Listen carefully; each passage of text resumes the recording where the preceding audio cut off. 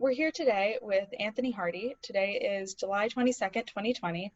And Anthony, I want to thank you so much for agreeing to participate in the UCSD Gulf War Veteran Legacy Project. I'm Catherine Buckley, and I am just so thrilled to talk to you today. You've been so instrumental in advocacy and all the research and work around Gulf War illness, and I'm just really excited to speak with you and hear what you have to say. Great. Well, thank you, Catherine, for having me, and to Dr. Beatrice Golomb for hosting this project and for the work of your entire team. I'm really pleased that you're doing this project, and I am honored to be here with you today. So thank you.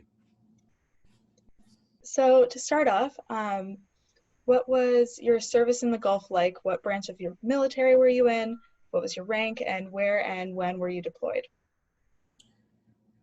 Sure. So I was in the U.S. Army, and I deployed to the Gulf from December of 1990 until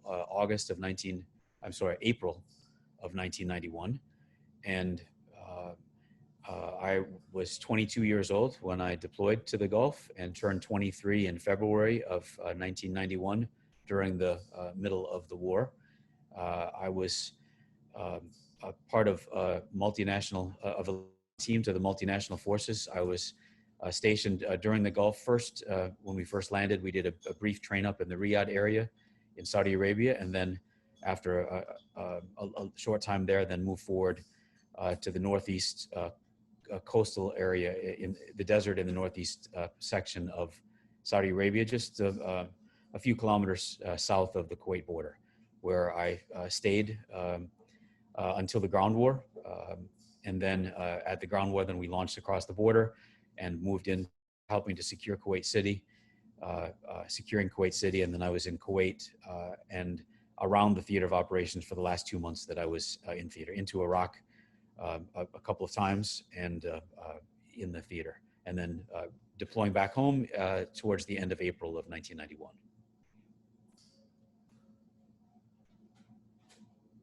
So what was your job within the military? What were some of your duties and functions?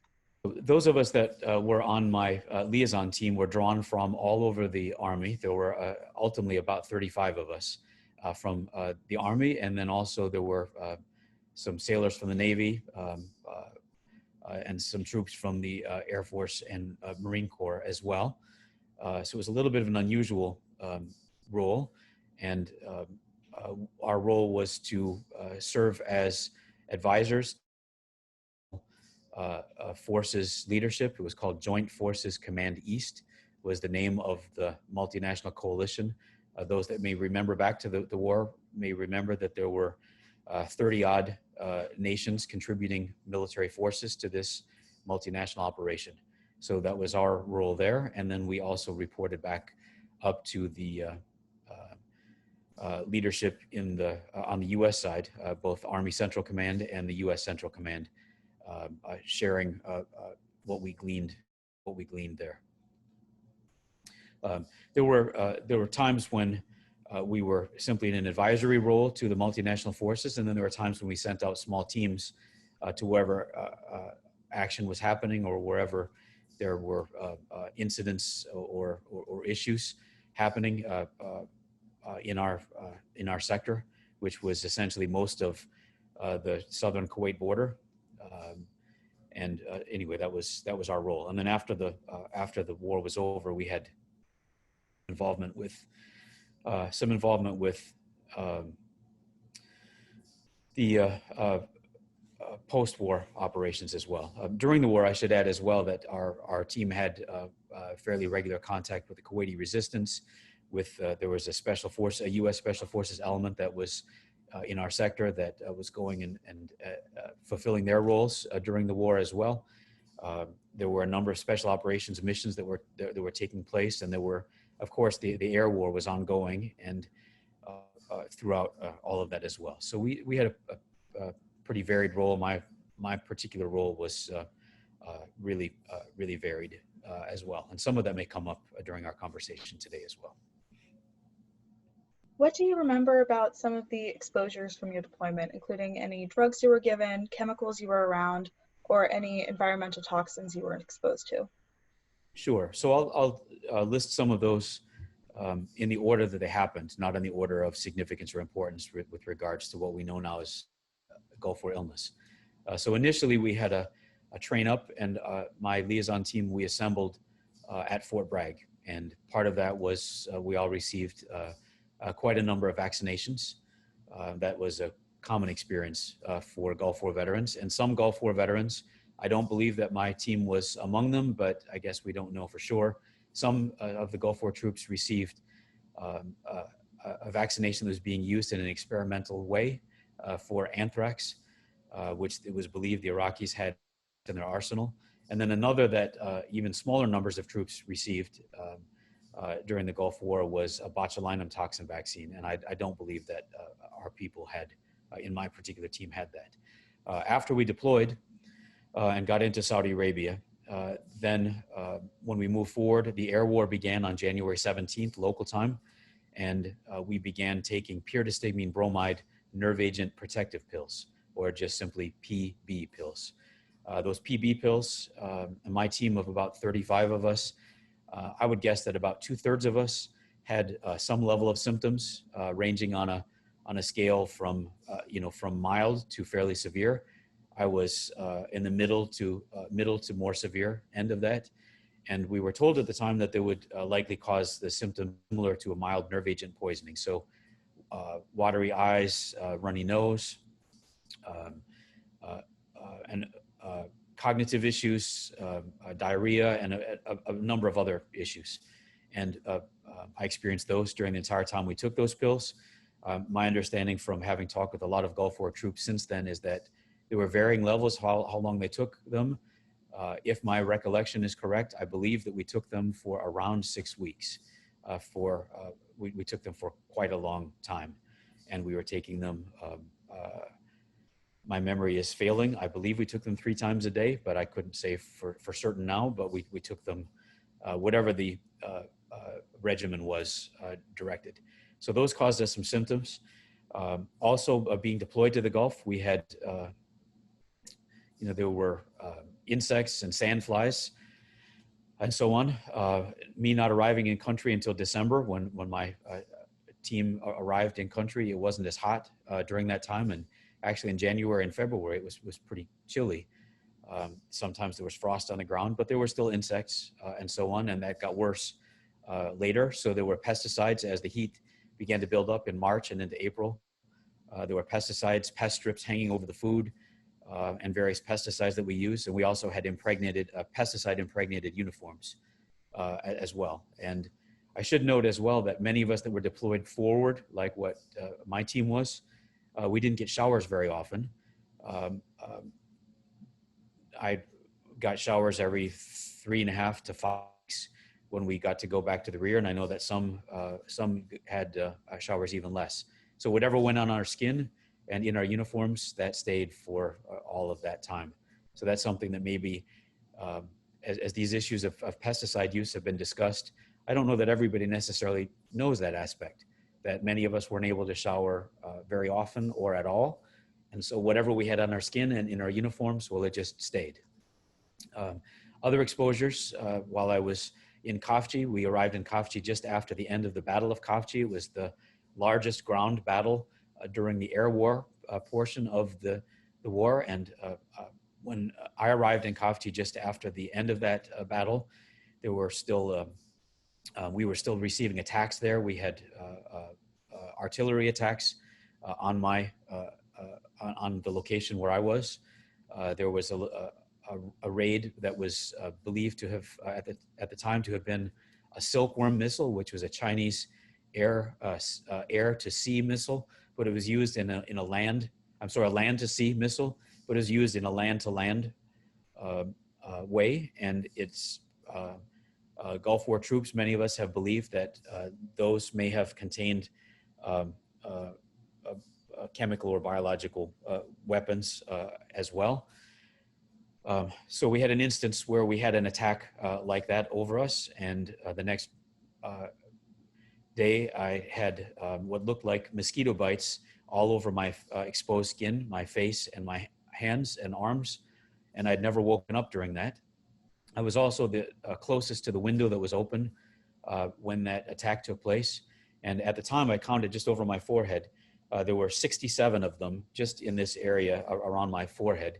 And they were unusual mosquito bites, if that's what they were, because they were very hard, and then they scabbed over, and it stayed a problem for about a week and a half or 2 weeks. And so we joked in my unit that if we could have proved that they were Iraqi mosquitoes, then I would have gotten a Purple Heart, which was kind of a funny joke at the time. And in retrospect, looking back, I've often questioned whether those were really mosquito bites at all, or whether there was something, some chemical that drifted in the window and caused those on my exposed skin. I woke up very confused and had a very hard time waking up. And that worsened my health issues. We were already taking the pyridostigmine, so that worsened my health issues from there. And then we had other exposures. So after we got into Kuwait, after the war was, when we moved into Kuwait, we stayed at an abandoned school initially, and there were, the Iraqis had occupied that area, and there was a site at the rear of that complex that was deemed to be off limits, and there was some discussion of whether what might have been there might have been chemical weapons that the Iraqis had left behind. And then as we moved all the way forward, got into Kuwait, and then the war essentially was over for us in my location. Then we stayed in Kuwait for quite some time. When we moved from site to site, there were sites that had been hit with depleted uranium munitions, and there was depleted uranium dust that was there. Of course, still continuing to use the pesticides, and as I got hotter again, then dramatically increasing the use of those pesticides. And then my most significant incident was going through an Iraqi bunker complex immediately after the end of the war, and that had the characteristic odors of what I only learned some years later, the characteristic odors of mustard gas and lewisite. And it smelled at the time, going through that Iraqi bunker complex, of onions or garlic, and then geraniums, which was a very distinctive smell. And going through that complex, I remarked how it reminded me of the smell of those red flowers in my grandmother's garden. And each time I tried to remember the name of the flowers, well, my thought didn't go quite as far. And looking back after the fact, I realized I was having significant confusion and cognitive impact, and I didn't know it. And I couldn't get through the thought, and I could never remember what those flowers were. And the next phone call home I had with my family, I talked with them about it. But meanwhile, I got very sick. And if I was looking at my watch, I could have told you what time it was that I began coughing. It wasn't right at the moment. There were two others of us in the bunker complex that one came up sneezing and couldn't stop sneezing. And so he didn't stay down very long at all. I learned, again, years later, we weren't well trained on chemical warfare agents. I learned years later that that's a very characteristic sign of being exposed to these particular agents, lewisite in particular. And then the second was the second buddy that went down, stayed down for a little longer, and then he began having issues and came back up. And until he went home, he had conjunctivitis. He had, it looked like pink eye. He had red inflamed eyes. He had a hoarse voice. He had respiratory issues in his nose and lungs, and that continued until I last saw him when he deployed home a few weeks before me. And for me, my coughing began that night, and I didn't attribute it at the time to the bunker complex. I attributed it to the oil well fires, and I coughed up what looked to be into my hands. It got so bad, it looked to be lung tissue that I was coughing up. And that continued on for a number of days. I was very, very sick, was face down on my cot, coughing up black sputum and what looked to be lung tissue for several days. In retrospect, it probably was. And that probably was, since then I've probably was Iraqi chemical warfare agents in that bunker complex as well. Of course, we'll probably never know for sure. But given the characteristic odors, the classic symptoms of the three of us that went down, and the lifelong lung issues that I've had ever since that time, it probably speaks to that's likely what happened there. And then all of those other exposures that we had as well. Many of us had a significant diarrhea during the Gulf. For some of us, it never, after we came home. And decades later, we have still battled those issues with later diagnosed as IBS. So an array of experimental drugs and vaccines, pesticides and pollutants, of course, the Kuwaiti oil well fires and the particulate matter that many of us were exposed to, the depleted uranium, the caulk paint on the vehicles and so on. And we now know that, of course, that some of those exposures look to be more likely to be related to what later came to be known as Gulf War illness than others. And I'm sure we'll get into that later. So my next question is about oil fire exposures. You mentioned that you had been around them. What was that like? Yes. So I was still in Khafji when the oil well fires were lit. And of course, none of us at the time on the ground knew what had happened. All we knew is the sky got darker and darker until finally it was pitch black, like it was the middle of the night, only there were no stars. And we couldn't see the oil well smoke yet. And this was around lunchtime, maybe even a little earlier than lunchtime. So it was the middle of the day on a sunny, clear day, and we didn't see smoke. We just saw the sky getting darker and darker. Some of the Saudis that were with us, they began praying, and they thought it was the end of the world. And of course, none of us knew at the time what it was. And then it came in hours later that the Iraqis had begun lighting oil well fires, the oil wells on fire. And we understood then it was just, that was what was causing it to be that unbelievably dark. And it was as dark as the darkest night you've ever experienced, where there's no moonlight, there was no starlight, there was no light whatsoever. As we moved into Kuwait, then we were very close to those oil well fires. We passed oil well fields as we were moving forward. And then in Kuwait City, I was near the airport. There was a burning oil well field fairly nearby. And at times you could put your hand out in front of you, about like I'm doing now, and you could see the smoke drifting past you. So we've learned since then, of course, that the microfine particulate matter, smaller than 2.5 microns or sub 2.5 PM, we know that that can cause respiratory and other long-term health issues as well. For some Gulf War, they were actually experiencing the oil wells up close, where they were in fields of oil and were covered with the oil. But for those of us that didn't have those experiences, that simply got up close but were able to avoid going into the unburned oil itself, we were covered in soot. I remember a particular day when I'd gotten a shower, and this was while we were now in Kuwait, and so we had more facilities. We didn't have running water, but we were able to take Australian showers, where we filled up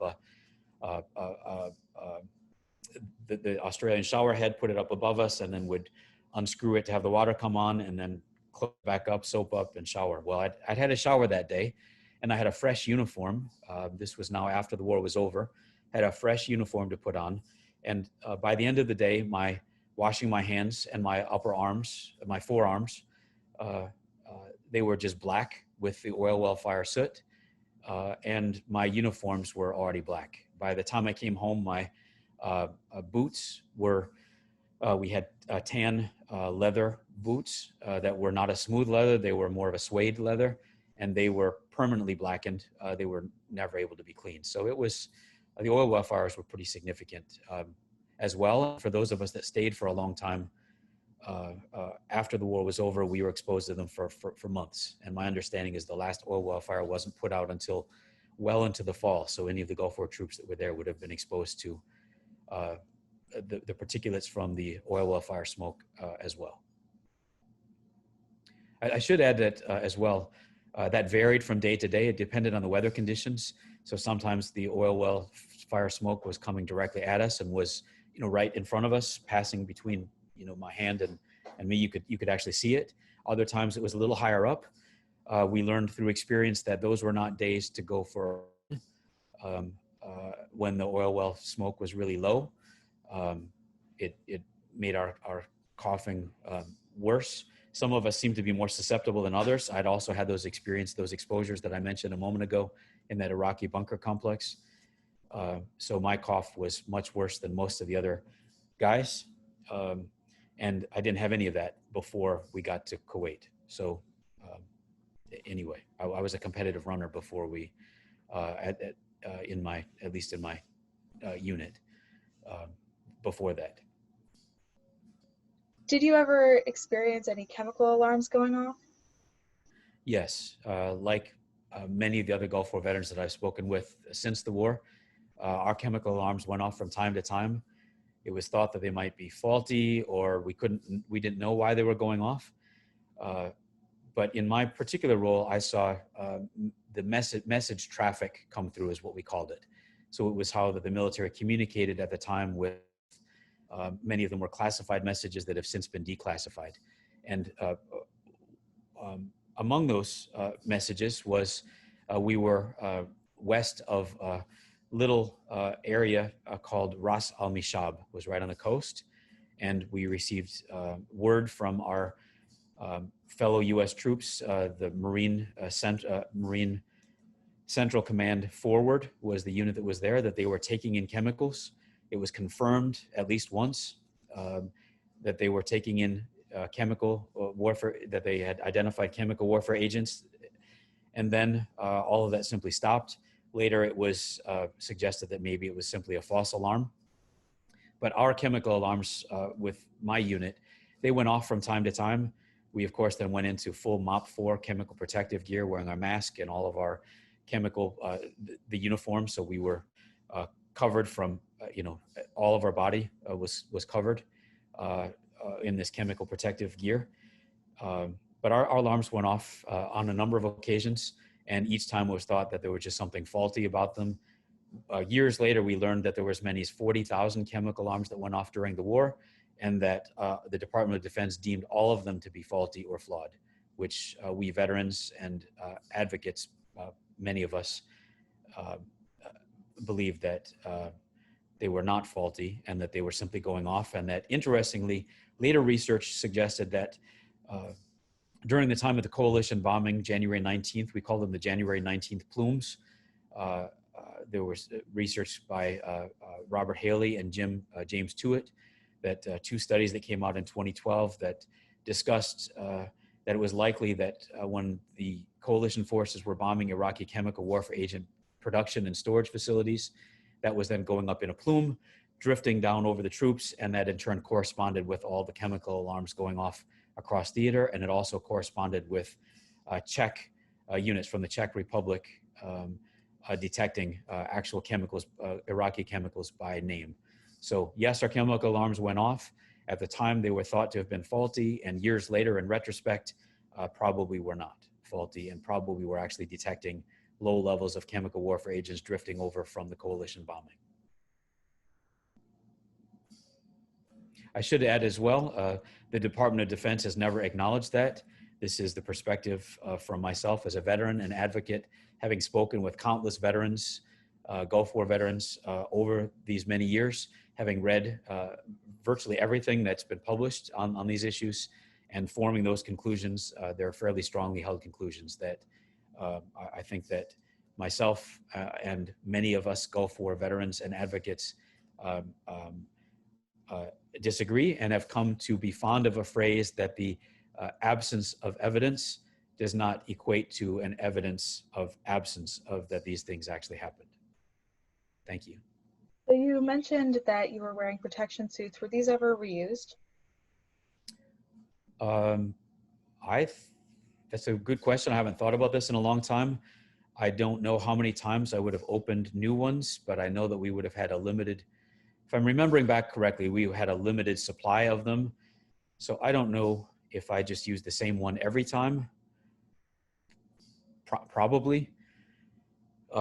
If not, it wouldn't have, they would have been reused. And I can't say how many times I would have used one suit. Maybe it was the same suit every time. It's been a long time since I've thought about those, but I know, I'm pretty sure I would remember if I was opening a new suit every single time from the packaging and putting on a new suit. So I don't think it was that. Did you ever use any burn pits? So we had field latrines, and those field latrines, we used a tube for urinating, and that was dug into the ground. And then we used these field latrines for the rest. And then that had to be burned on a daily basis. So That was burned using diesel fuel to help to prime it and burn it, and that was a daily basis for, and we all took turns with burning that. With actual burn pits of burning our trash, we burned other things as well. My unit was relatively small, and we were able to transport some of that, so we didn't have large-scale burn pits. But I've spoken with other Gulf War veterans from our war, from the '91 Gulf War, who there were burn pits at larger troop locations. And when we went back for rest and recreation to the Marine Central Command rear unit located at Al Jabail, I did see burn pits that they used there as well, where they were burning. There was a larger troop consolidation area, and so they were using burn pits there. Yes, there were burn pits used. I personally didn't have significant exposure to actual burn pits besides just the daily burning of the fecal matter, and then burning of just the other things that we burned from time to time. But we were smart enough to be able to be downwind from those fixed burn pits. It wasn't about being smart. It was, they would burn them, and if the wind shifted, well, then it would drift over the troops. I don't believe that. I'll just pause there. When did you first realize that some veterans might be having health problems? You mentioned that there were people experiencing things during the war. During and after. So, of course, those of us taking these PB pills, again, about 2/3 from my small cohort, developed some symptoms. But, we of course assumed that would just go away. You stop taking it and it goes away. Well, the diarrhea, I couldn't say exactly when the diarrhea began, the irritable bowel syndrome, as it was later diagnosed to be. But that began, it all sort of began at about the same time. And some of those never went away. The fatigue never went away. My lung issues, I described earlier how my own lung issues began. But when I first really noticed that there was something very strange and unusual besides those things, which, diarrhea, fatigue, and so on, there were two things. One is that I was always a really avid reader. In fact, I think you see some of my books behind me now, and all my life I'd been an avid reader. Well, we had any soldier mail that was just sent over, where people, the Americans from back home, were sending over things that they felt we could use, everything from food items to encouraging letters, well, boxes of books. And so there were book companies, book publishers that were sending over boxes of books. And I recognized I was having a really hard time reading more than just a page or so of a book before I would just, I would have to stop. And I was having what felt like vision issues and some mild headaches as well from reading and so on. And later that became a much more significant issue, that I developed what appeared to be attention deficit disorder, adult onset, never had it ever before, was able to read a book in a sitting, where I would sit down and read a book in several hours. And now it was hard for me to read even a full page of a book. The other incident, the other moment when I realized that something was really awry, again, besides the continual coughing and all the things I talked about earlier, the diarrhea, the fatigue, and just really feeling very, very sick and very weak and losing a lot of weight as well, was at the very end of my deployment, into April, there was a cruise ship that the military had rented for rest and recreation for troops. And I was directed to go on this R&R. I thought it was a little strange, since I was on my way home anyway. Thought it would be better used for other troops who had to still stay in country even longer, but that's just, we do what we're told. And so I went for my 3-day R&R on this cruise ship parked in Bahrain. And it was a nice experience, but I was very fatigued. And the first experience, we were able to have alcohol for the first time in the whole deployment. And I had about half a beer and felt very strange, felt very lightheaded. And it was unlike any time that I've ever had alcohol before. And it was an American beer, so it wasn't anything unusual about the beer. And this was the beginning of a lifelong acquired intolerance to alcohol. And so I had lots of issues with it. And I discovered along the way that there were certain kinds of beer that were worse than others. Those that had more hops in them seemed to affect me more than others. Brown liquors seemed to affect me more than clear liquors. But those are all things that I discovered much later on. But this very strange, just feeling very, very strange. And then I had another incident as well where during that 3-day R&R, we were out on a beach area and we didn't have, I just had my military boots. So, you know, I was wearing boots at the beach, but just wearing a pair of shorts. And my feet blistered badly while I was out there. And my boots had gotten wet from being out at the beach. And then I was in the sun and so on. They blistered and they stayed blistered for about a week and a half. And I've often wondered, I was wearing them open, so they were unlaced and so on. And I've often wondered whether there was perhaps some residual mustard and lewisite on those boots that because of just the unusual circumstances of that day, that they were open and so on, whether that's what blistered my feet, and the tops of my feet stayed blistered for about a week and a half. At the time, I thought it was a sunburn, but I've never had a sunburn like that before since in my entire 50-odd years that I've now lived. So in retrospect, I've often wondered whether perhaps that was a further chemical exposure as well. I didn't seek medical attention because I thought it was a sunburn and that we would get in trouble from all of that and so on. So neither here nor there. Perhaps it was just the sun, but if so, I've never had any experience like that before since in Florida. Now, I've never had an experience like that before since. So, and then since then I had chemical sensitivities. So every time I would take a medication, it would be very sensitive. Every time I would have drugs and medication, if it said it would have a potential side effect, I would have the side effect, and perhaps even significantly. Food intolerances, which I recognized only years later. And so, but those were very early signs, some of which were not as clearly recognized. For me, my symptoms began while I was still on the Gulf. And for many Gulf War veterans that I've spoken with, they had similar situations where their splitting headache and their fatigue and their chemical sensitivities and their coughing and their skin issues all began while still in the Gulf. Some they didn't notice until later, or some they didn't attribute it until later as well. So that's kind of a long roundabout answer, but hopefully that gets to the point. Did you or others in your unit have any adverse effects when you got the vaccinations? Yes. So it was a little unusual. I was in a special operations unit and was often preparing for deployment.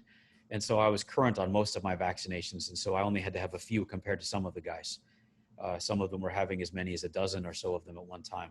But some on their shoulder, what looked like a black, it was a black lesion. And we wondered what that was or why they were getting that. And it took for them that developed that a week or two for them to heal.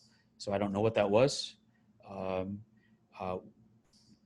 My particular deployment being with this liaison team at the time was classified top secret. Of course, it was declassified thereafter, and there have been publications written about it, and so we can talk about it freely now. But at the time, everything about it was classified top secret, and so our shot records were stamped.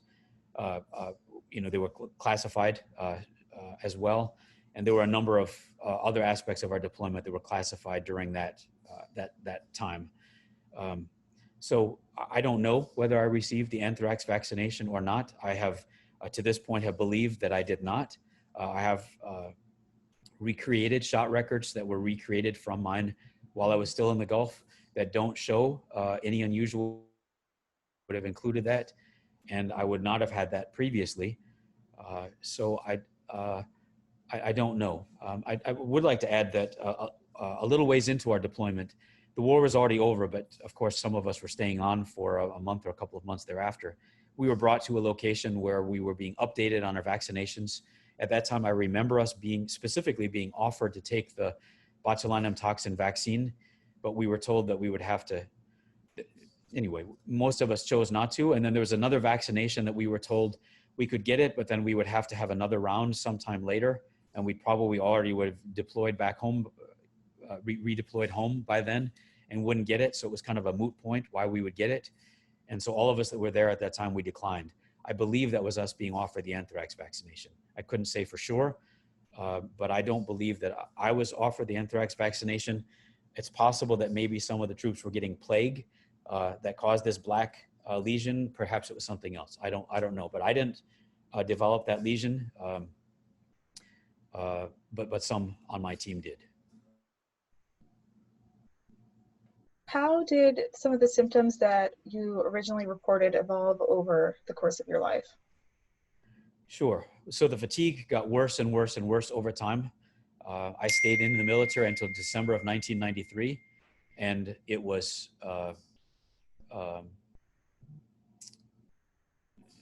at that point, it had gotten pretty significant. I was able to go back to college thereafter, but by the time it took me 5 years to complete a bachelor's degree after the military, and 2 semesters, my last several semesters, I was taking less and less classes. I was having to drop classes, and things just got worse and worse.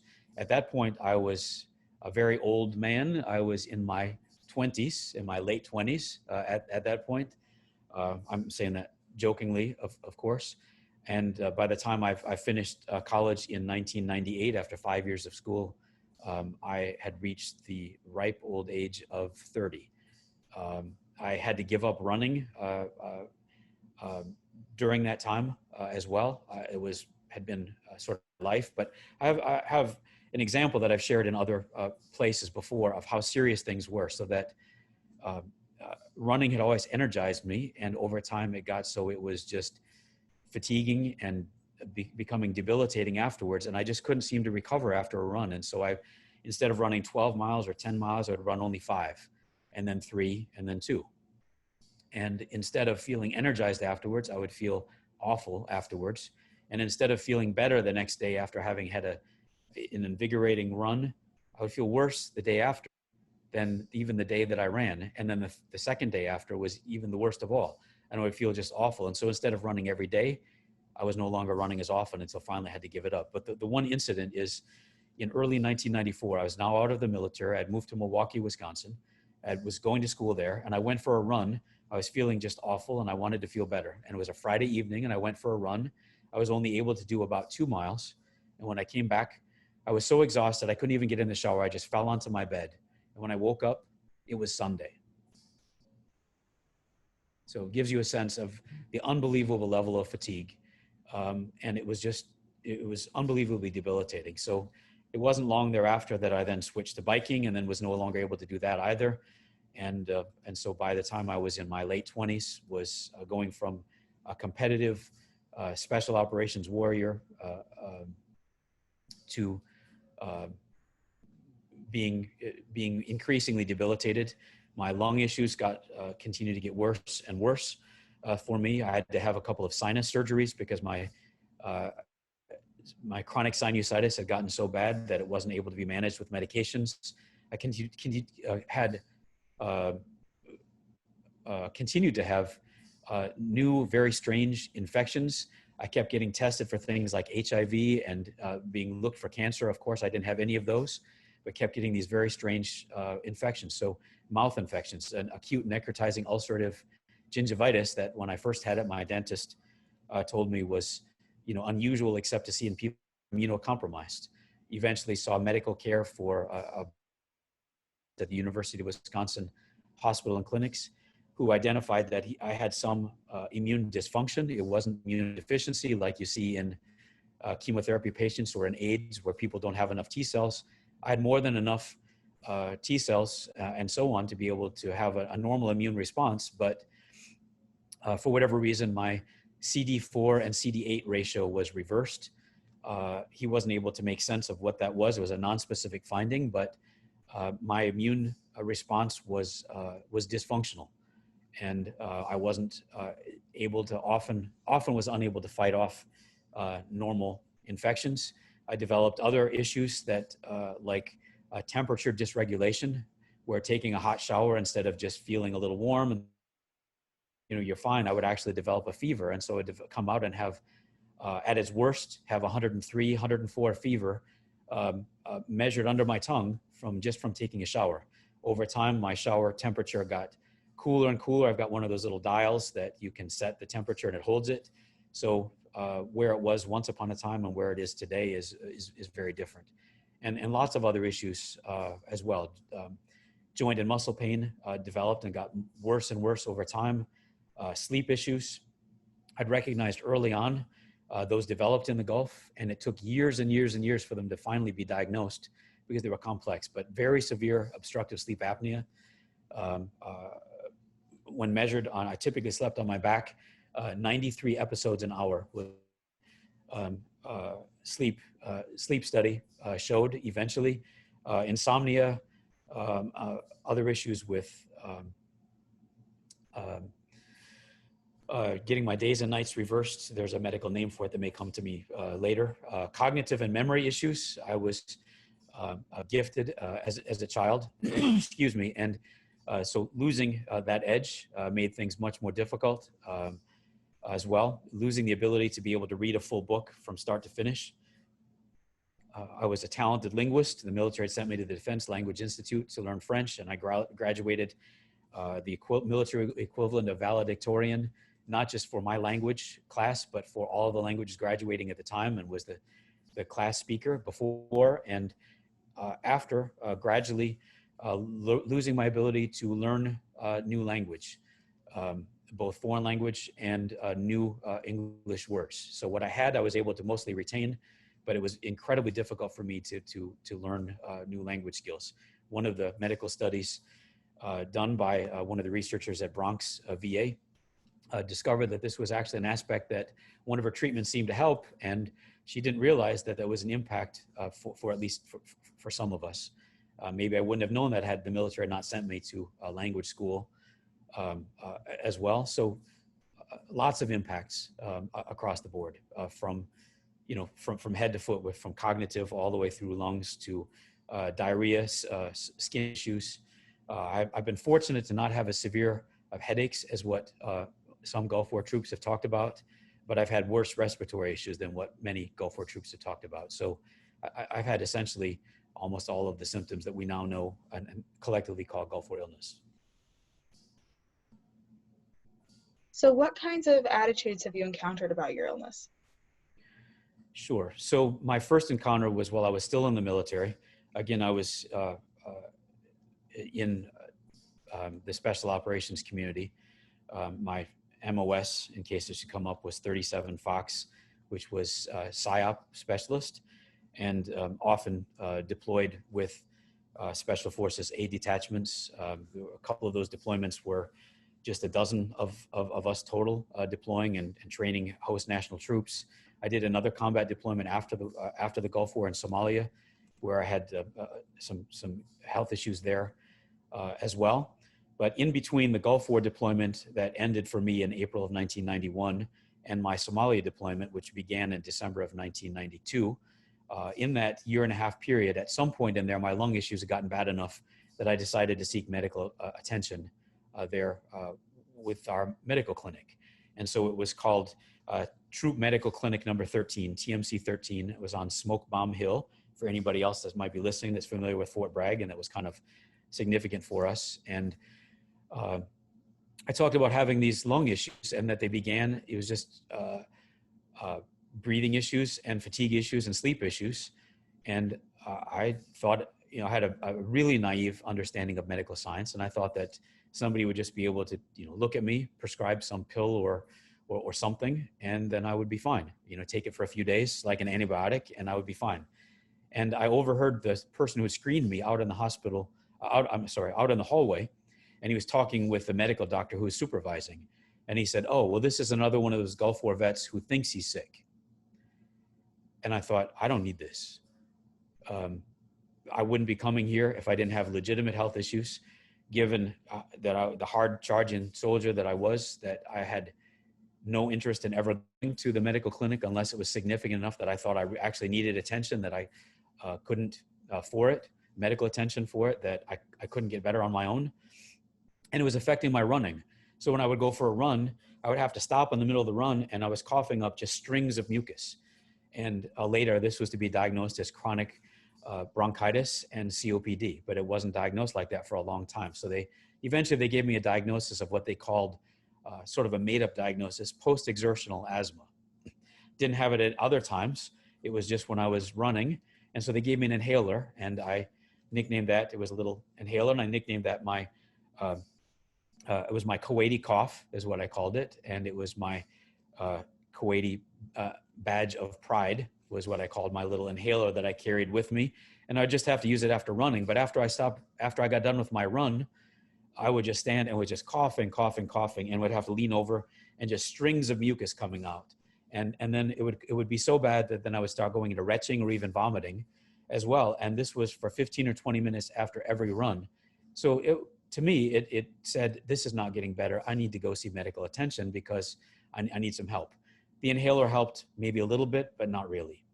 And I made a vow to myself at that point that I will never again seek medical attention for these issues as long as I'm in the military, and that I will wait until I get out and I'll just go to the VA. And of course, I had a naive view of what the VA would be able to do as well. So when I got out in December of 1993, January of 1994, I went off to the VA, settling in Milwaukee where I was going to start school. And I thought I'd be able to get medical care. Turns out there was this whole, I won't bore you with all the details, but there was complicated being able to actually be seen for medical care. It took hours and hours of sitting in essentially an emergency room. Sometimes I would be able to be seen. Sometimes I wouldn't be able to be seen. And at the end of it all, I wasn't getting anything. I finally was at wit's end. And I remember speaking with, there wasn't really a front desk, but there was an information desk. And she was, the woman at the desk was trying to be helpful. And she said, well, what's wrong? And I said, well, I'm just so confused, meaning I'm confused all the time. And she said, well, honey, we're all confused. And it was kind of funny at the time, but it wasn't really funny because it didn't lead to medical care.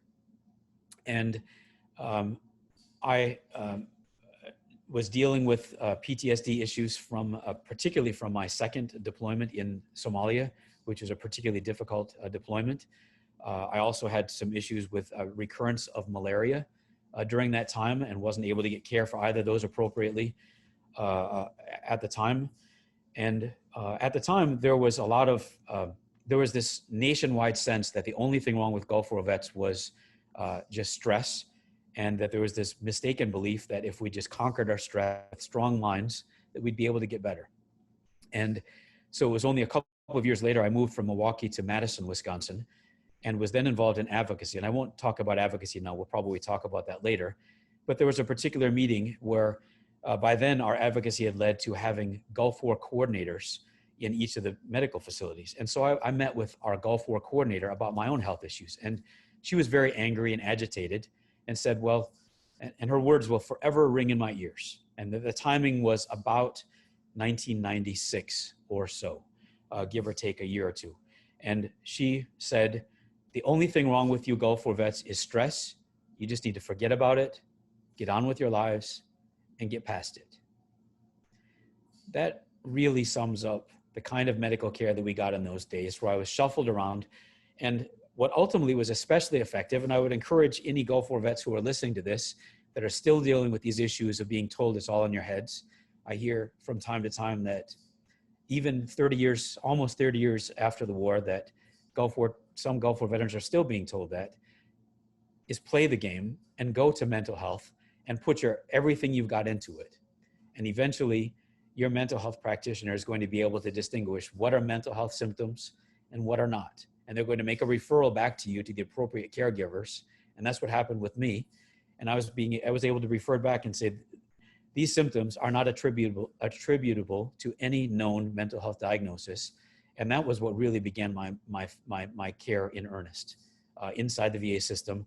And then eventually I was fortunate enough by 2003 to be able to get, by 1999, to get private medical care, and was able to start getting medical care outside of the VA, and then dual track it and be able to get some inside the VA, some outside the VA, and be able to actually get advances on being able to get diagnoses of all these serious things that are wrong with me, the chronic bronchitis and the COPD, and to be able to get treatments for it.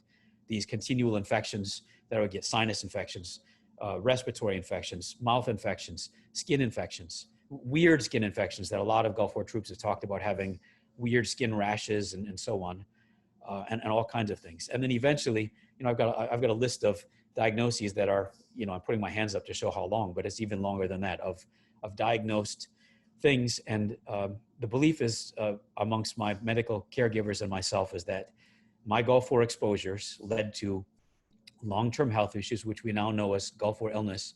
And that in turn has led to both symptoms of Gulf War illness itself and diagnosed conditions, which are believed by, again, my medical practitioners and me to be all components of Gulf War illness. And then, of course, there are other issues that feed into them that sometimes can make things even worse. So that maybe gives a sense of things there. I'd like to add that I've had a couple of VA practitioners in more recent years, say the last 4 to 5 years. So that would place it back to, say 2015 to the present, to 2020, who have, through all the medical research that's been done, through the advances that science has made on Gulf War illness and toxic exposures amongst military troops, there's no longer any question that my health issues are associated with, I've got almost a 30-year history of when these began, and now they're still persisting to this point as well. But I had one VA doctor here just recently, and he said, patients like you with these complex health issues are the reason why I came to work at VA. He wanted a challenge, and he wanted to be able to work on things where there are these really challenging patients with complex health issues like myself, and that he wanted to work with patients like that. So it's been better in recent years, but I'm really disheartened to hear in my involvement with other Gulf War veterans out there that many are not having the same kinds of care that I have. And frankly, I'm not sure that I'd be getting the kind of quality care that I'm getting now within the VA system were it not for having gotten separate diagnoses outside the VA system that then help them to acknowledge the many very serious health issues that I have that stem back to when I was 22 years old, turning 23 in the Gulf. So what was your worst or most negative experience with others' attitudes surrounding your illness? Sure. So, of course, there are, the advocacy side of things when it's incredibly disheartening to hear of,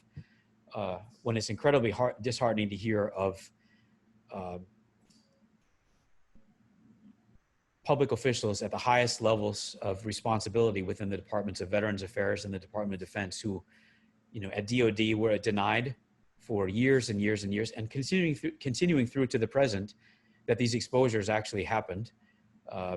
There's been a culture of denial. We called it delay, deny, wait until we die. Within the VA, there was this culture of attributing everything to stress, and then attributing as well this mistaken belief that somehow we just needed to be mentally strong and conquer it, and that we would be able to cure all of our symptoms. Well, that's utter garbage. And I've had enough mental health treatment that I would be, somebody could write an extensive book-length case narrative about the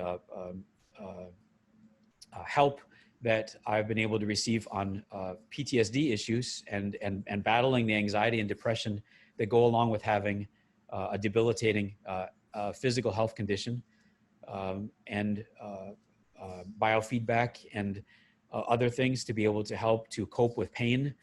So all of that has been helpful for both improving PTSD symptoms, which are only one small component of everything I've been dealing with, but also with coping skills, coping with pain, and a cognitive behavioral therapy for things like insomnia, sleep hygiene, to be able to help to improve what little as possible, little bits that we can with sleep.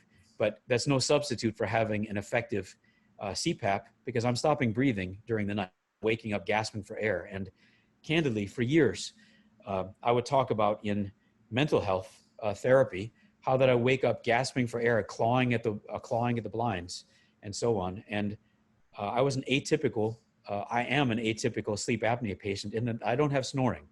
I'm just simply stopping breathing. And if somebody's not there sleeping next to me, they wouldn't necessarily know that I have sleep apnea. They might just hear that I'm stopping breathing. They might not even hear that. But then I'm waking up with this gasping for air, and I would call it feeling like I'm dead.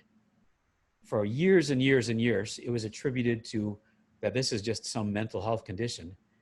Miraculously, once I was diagnosed with this very severe obstructive sleep apnea, went on a CPAP, and started having CPAP therapy, that symptom went away. And when it recurs, I know that it's because my mask has slipped. I use nasal pillows, and I know it slipped, and that I'm just not getting the oxygen, the air, the therapy that I need. But all the mental health therapy in the world isn't going to help you when your throat is closing up and you're not breathing. It doesn't help. Another serious symptom that I've had is gastroesophageal reflux disease, and that's a separately diagnosable condition which causes a lot of severe and insurmountable challenges for veterans who are trying to claim that as a disabling condition. But for me and for many of us, it's a core symptom of our Gulf War illness experience. And so it was severe enough that I had to have a surgery that essentially reconstructed my esophagus, tying the fundus, the top part of my stomach, around my esophagus, because the lower part of my esophagus, the lower esophageal sphincter, was no longer staying closed at all. And when I had the gold standard test for GERD, gastroesophageal reflux disease, done, it was showing that even when I was standing fully upright, my stomach contents were shooting up so high they were going into my lungs, which was exacerbating my lung condition. I don't think that's atypical for us Gulf War vets at all. And the fact that the lower esophageal sphincter wasn't closing at all. During that 24-hour period, it just didn't close at all. Necessitating the surgery, the medications were only that you typically take for GERD were reducing the acid, they weren't stopping the reflux. So it was still going into my lungs. All of that, of course, is made worse when you have sleep apnea. You have all these other issues going on as well. And so getting at the root of all of these kinds of things, it takes a real wraparound approach to getting all of this. That's been accomplished through, on a positive note, I had a medical doctor who saw himself as what he called my medical home. And that medical home concept was really, really wonderful. He recognized that this needs to be taken care of by all sorts of specialists, and that farming these out to specialists and then coming back, but then tying it all together, because I'm just one person in one body. And even though we can say, well, you have this diagnosis that's separated from this one is in one part of your, well, it's all in one body. And if we Gulf War vets indeed do have chronic inflammation and hypercoagulation and cellular dysfunction at the mitochondrial level and all these other kinds of things that science is starting to tease out, well, it exhibits in all these different kinds of ways. So the overarching negative experience has been twofold. One has been this culture of denial, which for some veterans, unfortunately, it still persists. And that's what my hope with this course that you're putting together, that I'm participating in, is that helping to educate providers and researchers and caregivers and family members and veterans themselves that there may be a mental health component, but there's almost certainly, and at least in veterans like me and most of the, if not all of the other Gulf War veterans I've ever worked with, of the thousands that I've worked with these past 30 years, has been that there are all these multiple components. So it's getting past that culture of denial and saying, Occam's razor doesn't work here. We can't narrow it down to the one thing that's causing all these things, because maybe there's something all the way at the very core of Gulf War illness that's driving all of this continual process now. And we haven't gotten there. Just like in the early days of AIDS, well, it turns out that there was actually this little tiny virus that was causing this lifelong, this process all the way through all these years. Well, by the time you get to AIDS itself, when this organ is shutting down and this kind of cancer is happening and this kind of rare pneumonia is happening, you have to treat those separately, even though there may be an underlying virus that's causing it and an underlying immune deficiency at that point. And of course, any analogy is flawed because they're never exactly the same. But the point that I'm getting at is that we can't just narrow the Gulf War patients' health conditions down to one small thing. We need to treat the symptoms, but there are also underlying conditions that are actually diagnosable diseases, like gastroesophageal reflux disease, like obstructive sleep apnea, or in some cases, perhaps central sleep apnea, like insomnia that goes along with the sleep apnea, makes it that much harder to diagnose and treat, like chronic obstructive pulmonary disease, or perhaps by now there are diagnosable respiratory diseases. We have to, and the skin conditions and the irritable bowel syndrome and the fibromyalgia and on and on and on, all of these things. We have to recognize that Gulf War patients are complex, and that we need doctors like my VA doctor, current VA doctor, who comes in with the attitude, you're the kind of patient that I want to treat because it is so complex, and trying to tease it out and figure it out. So those really tie in together.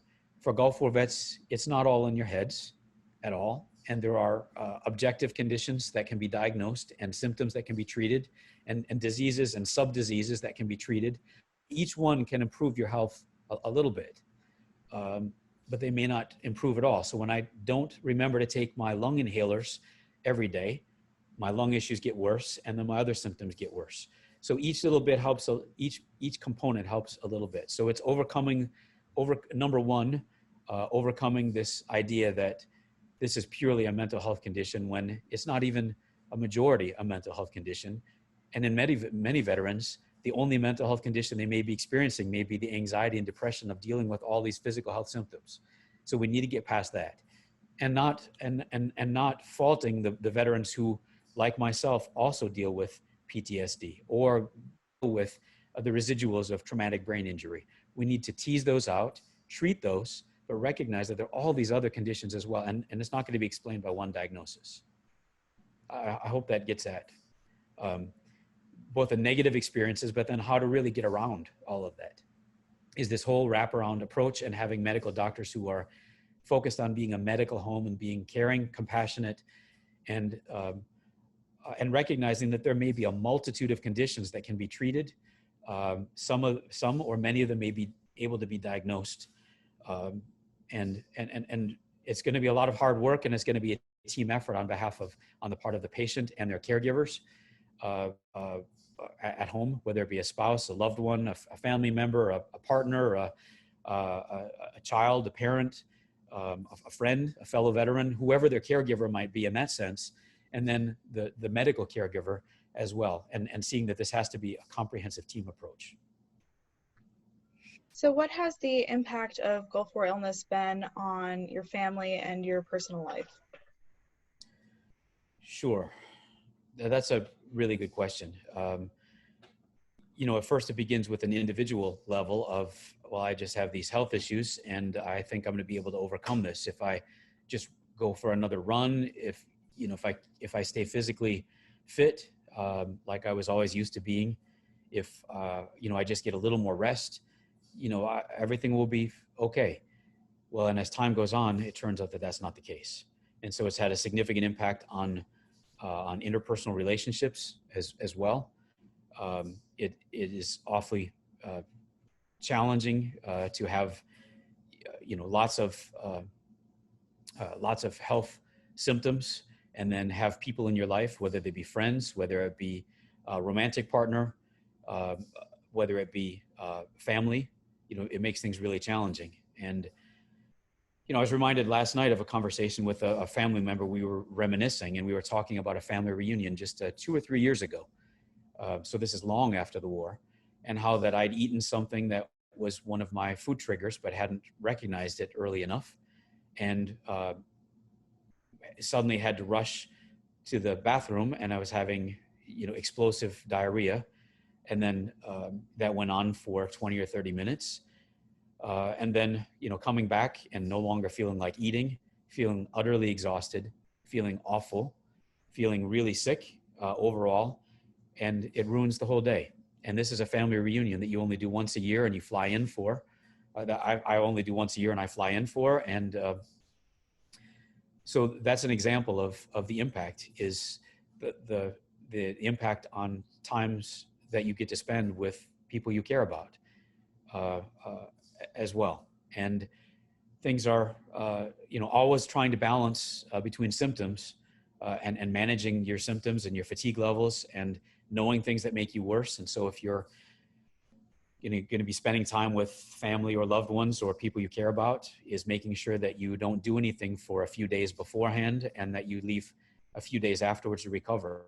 And on the other side of that is the same impact of if you have to go to a medical appointment, or if you have administrative things you have to take care of in your life, where you have to do something banking related, or something with a mortgage, or something with financial or legal or administrative or whatever it might be, those all take energy and effort as well. So, for example, I moved to Florida from Wisconsin almost 8 years ago, and it took me 6 years to get my personal possessions moved from a storage site to Florida, and it took a military friend who wasn't as badly affected as me to be able to help to make that move.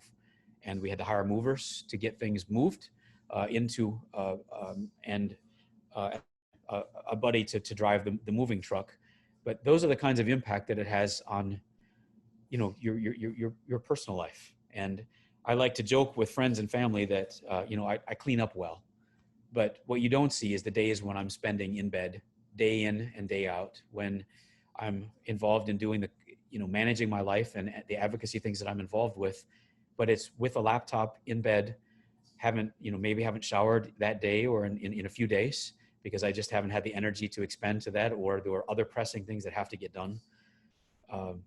It has a profound impact on all of your relationships of every type, the business and administrative kinds of things, the people you care about, your family, everybody in your life. It has a profound impact on all of them. You can't give and participate in family a life the way that you would like to.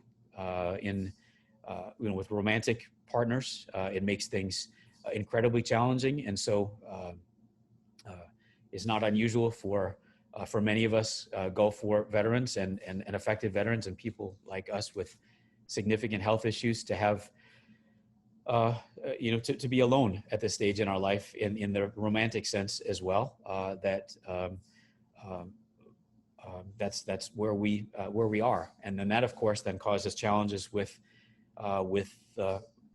having our needs met in terms of sharing the responsibilities of maintaining a home, for example, the cooking, the cleaning, and those kind of things, which are fatiguing and debilitating and add to the challenges of dealing with chronic disability. So there's this whole wraparound as well of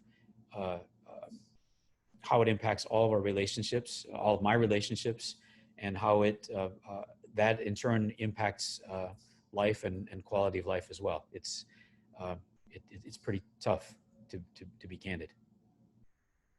What were some high or low points in relation to your illness and treatment? You've covered a few of them before, but I'm just asking again to get that question specifically answered. Sure, that's a really good question. And so in sort of general terms, each time that I've gotten a new diagnosis, so when I got the diagnosis of chronic bronchitis and chronic obstructive pulmonary disease, it's both overwhelming, as it is when you have a new diagnosis, but there's also this sense of relief and almost a sense of, as crazy as it sounds, of joy of finally there's a label to this piece of this.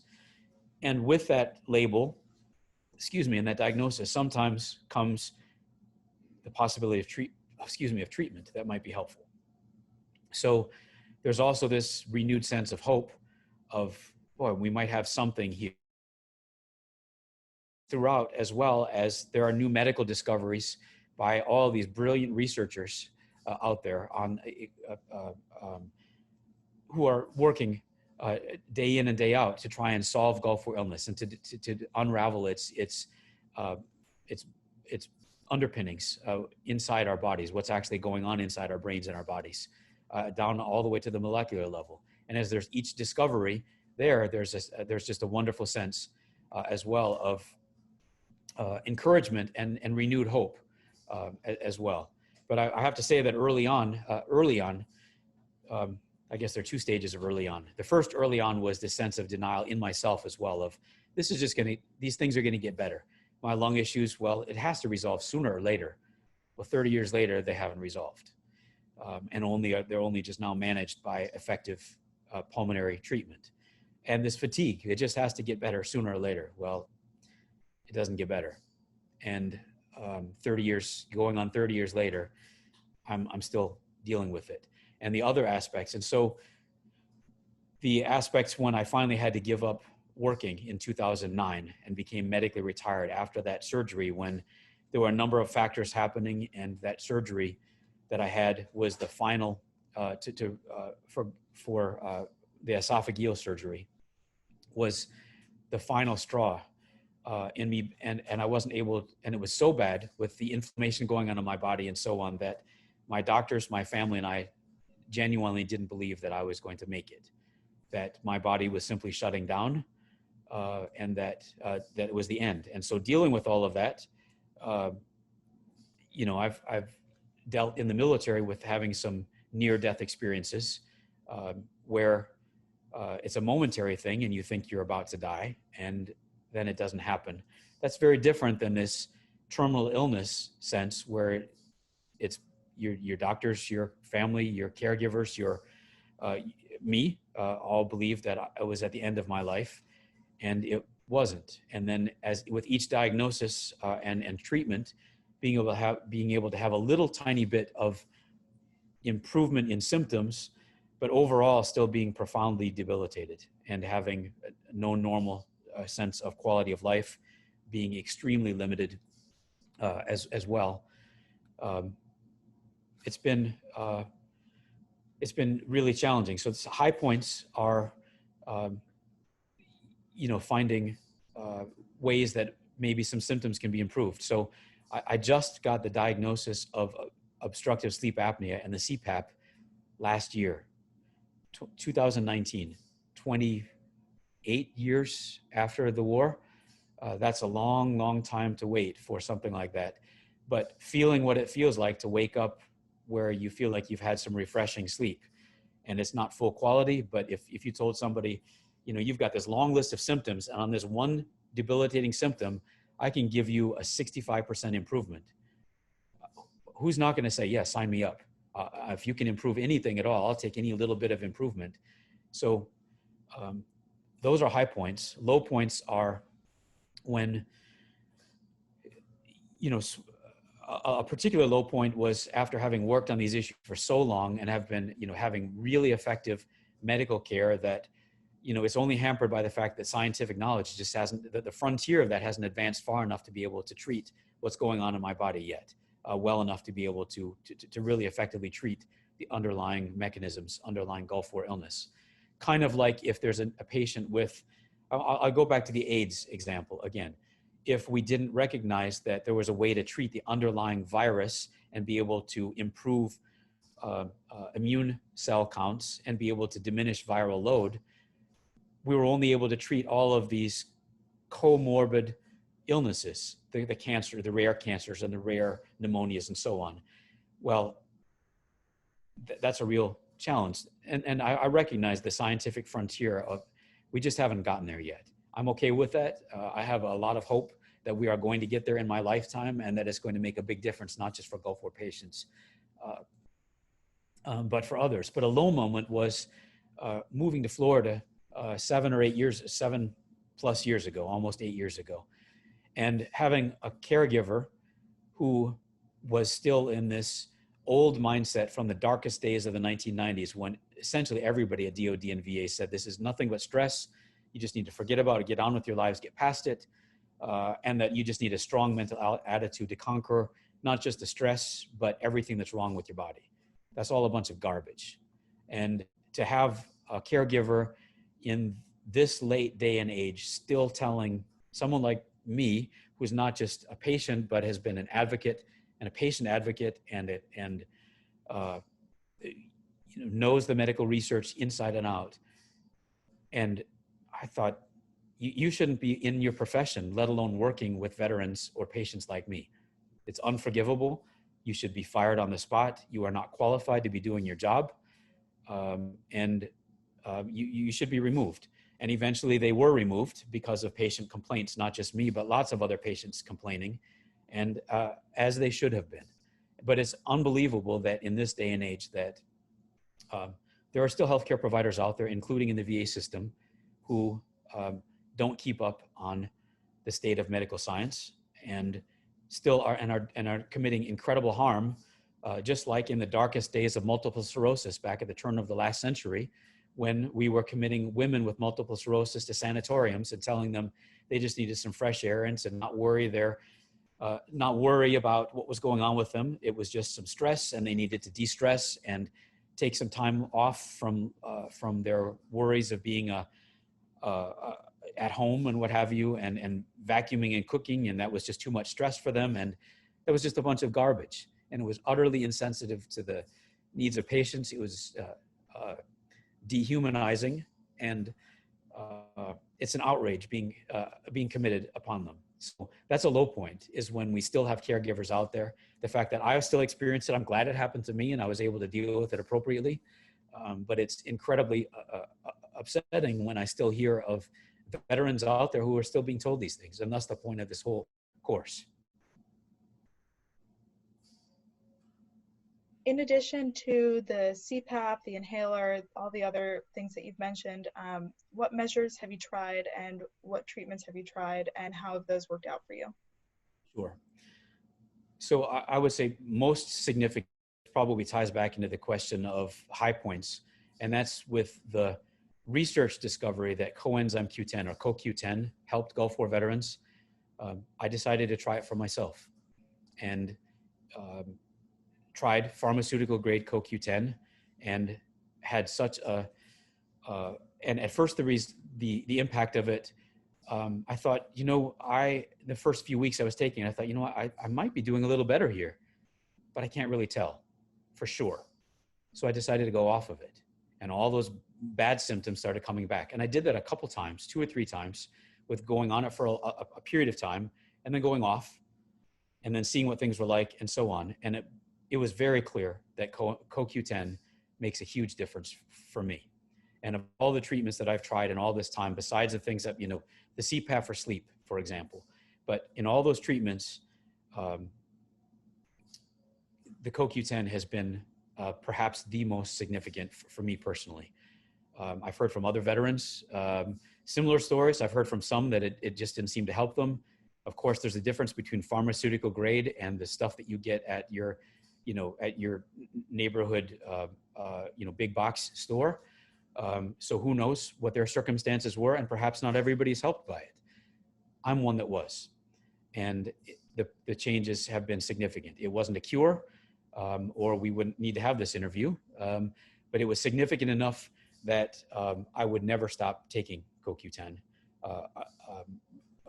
unless I can't see what would make me stop taking CoQ10 at this point.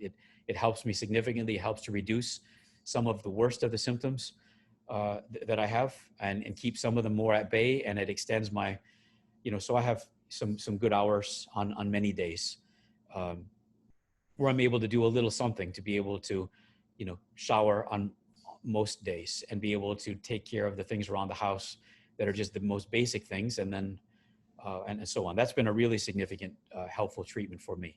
There are some other treatments that I take as well.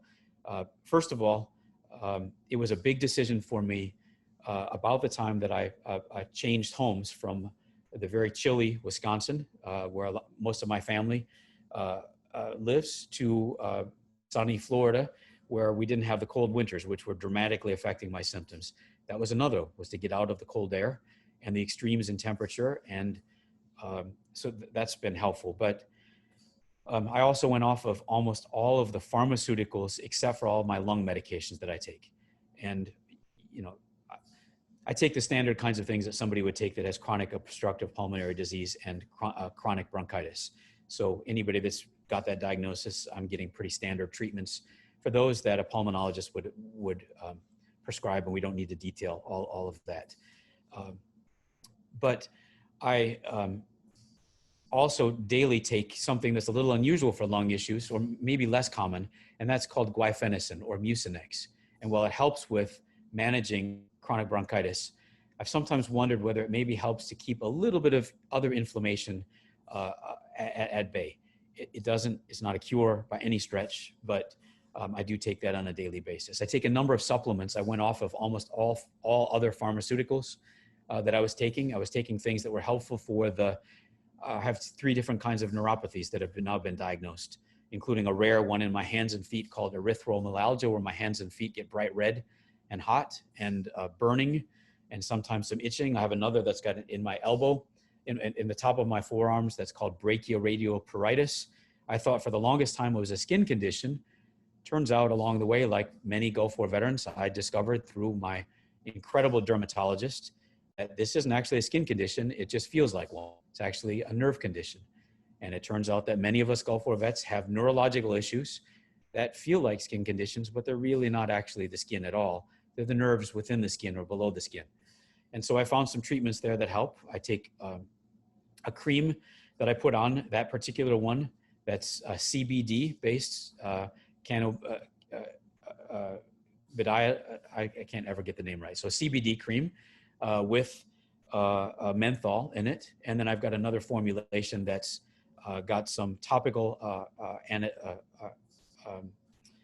anesthetics, and it's a blend of for these skin conditions with the neuropathy and the itching and the burning that are really helpful. And so it's got a combination of amitriptyline and a topical antibiotic, antiseptic, and ketamine.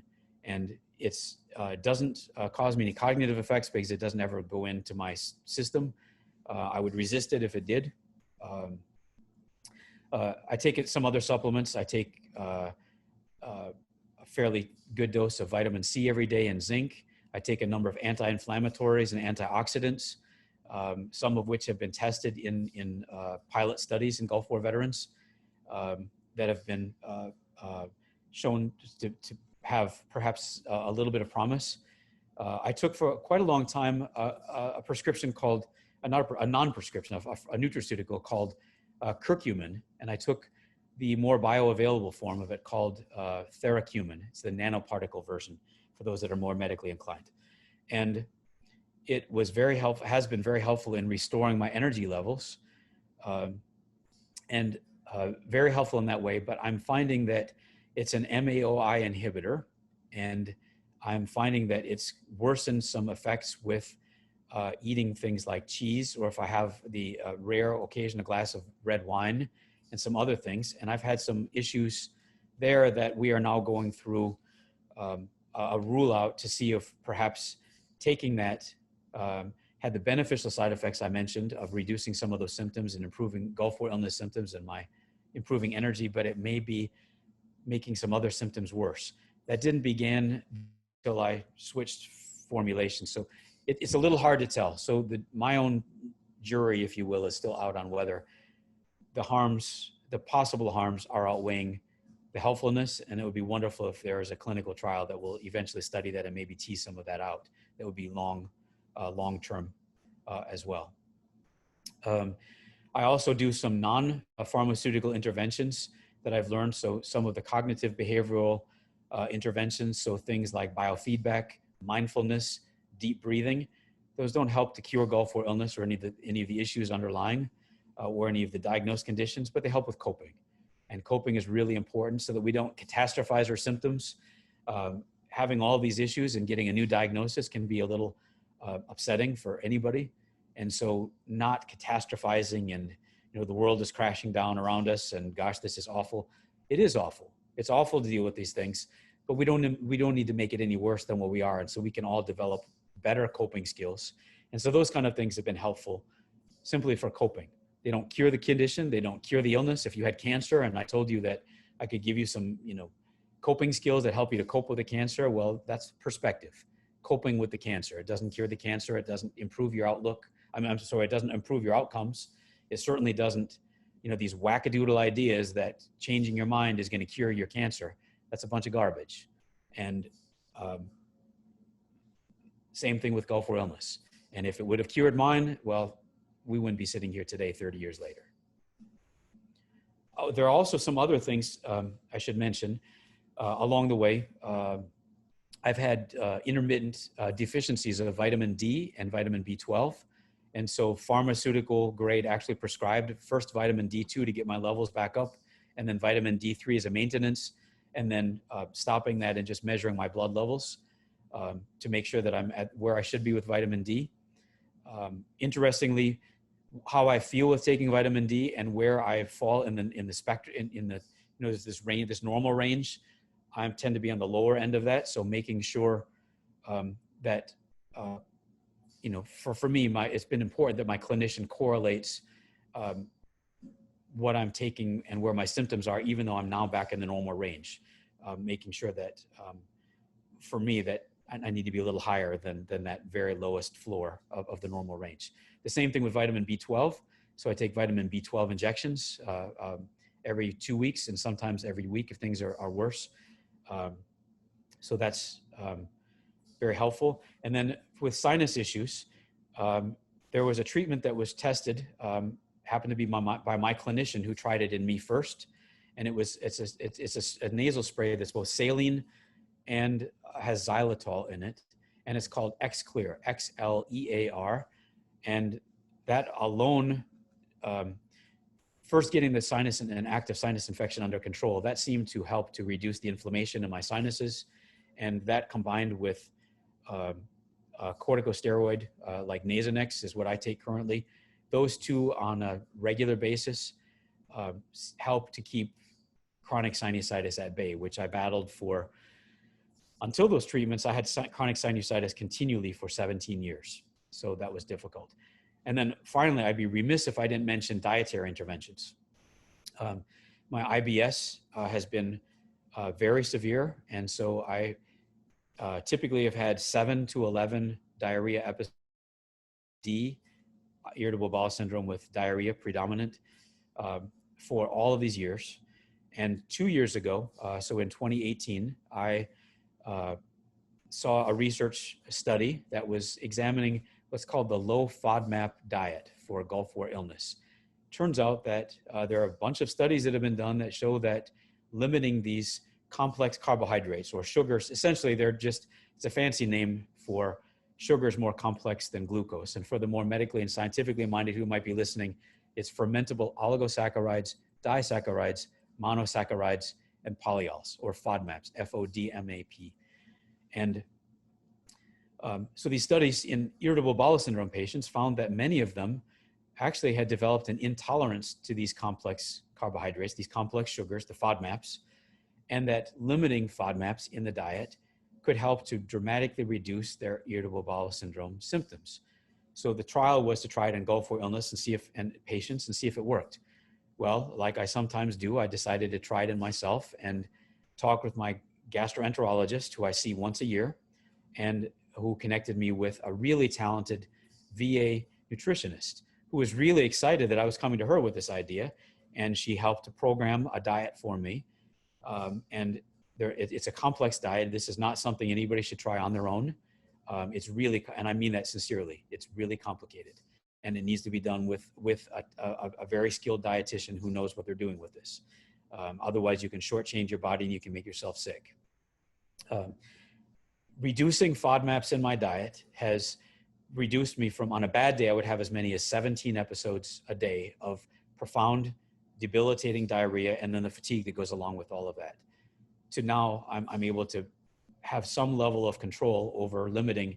And it turns out that some things that are in my diet, turns out I'm profoundly lactose intolerant.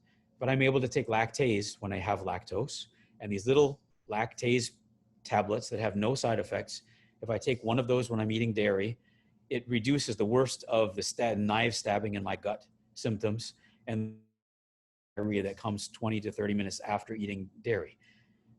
Soy, there's no handy digestive enzyme to digest the soy that I'm aware of yet, so I just have to avoid soy. Same thing with wheat.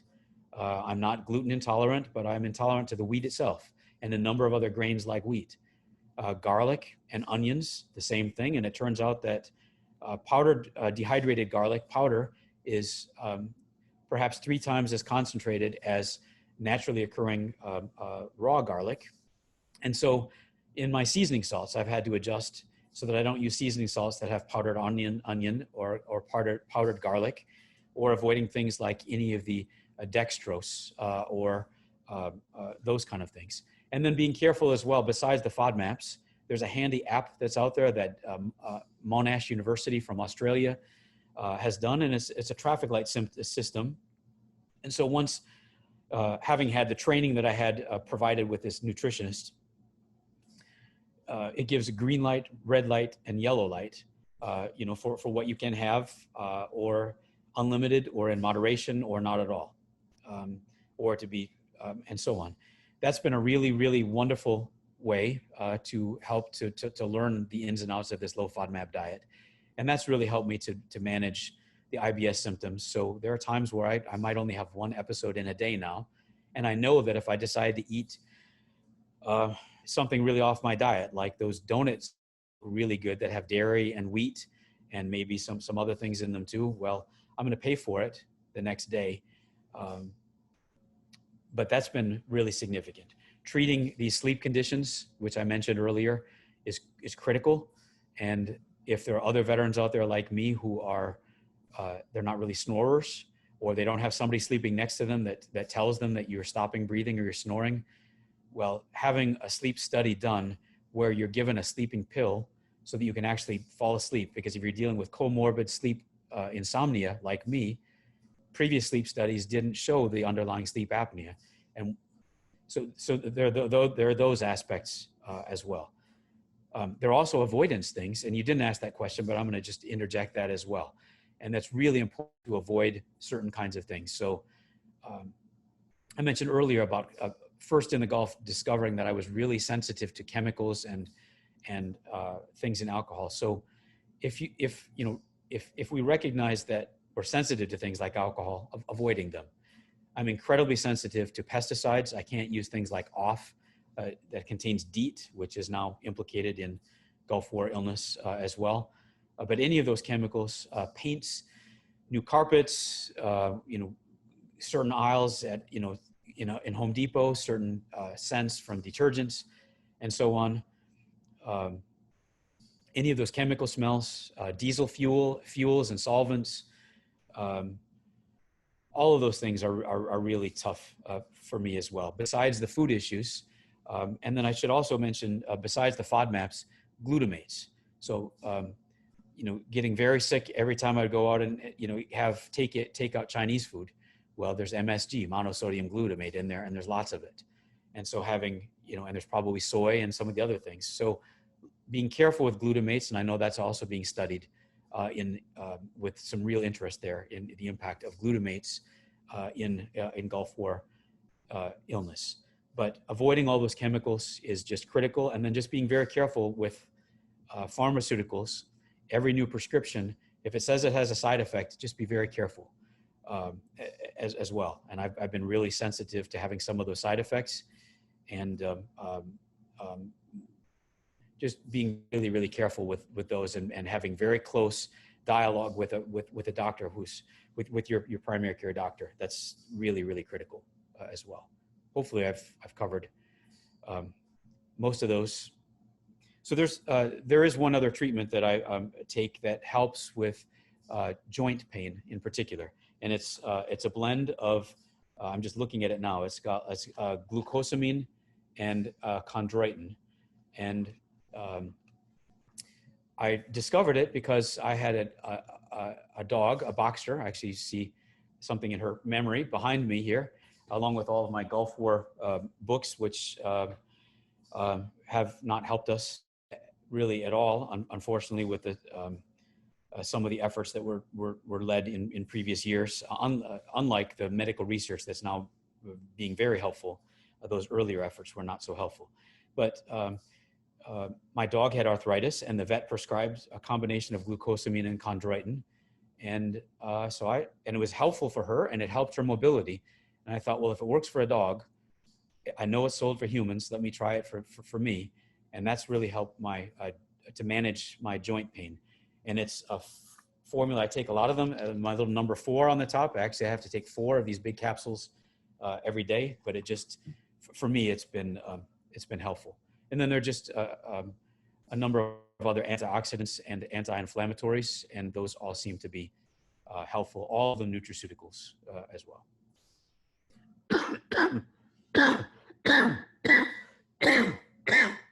Excuse me. No worries, I'll edit that. Have you been involved in any? Is it all right if we leave that in? Dr. Golomb just asked. Oh, sure. Yeah. Okay. It's every day.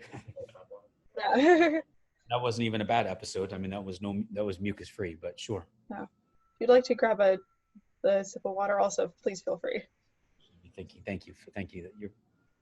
You're in the right profession. Thank you.